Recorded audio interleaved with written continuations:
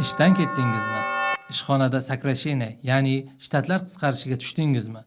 Bu jarayonda 3 oy davomida ishlamasdan ham pul olish mumkin ekanligini bilarmidingiz? Huquqiy yechim bor. Amaldagi mehnat kodeksiga asosan qisqartirishga tushgan xodimlar uchun 2 oylik o'rtacha oylik ish haqi kompensatsiya sifatida berilishi nazarda tutilgan.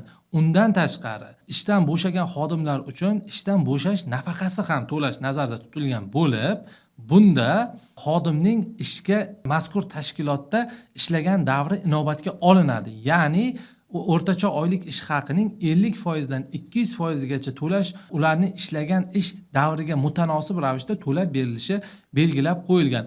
Ammo ko'pchilik tomonidan nazardan chetda qoladigan asosiy masalalardan biri shuki, agar qisqartirishga tushgan xodim 2 oy davomida yangi ishga joylashmaydigan bo'lsa, o'zi yashab turgan bandlikka ko'maklash markazlari tomonidan taqdim etiladigan ma'lumotnoma asosida avvalgi ish joyiga ushbu ma'lumotnomani taqdim etadi va avvalgi ish joyi 3-oy uchun ham o'rtacha oylik ish haqi to'lashi shartligi amaldagi mehnat kodeksida nazarda tutilgan.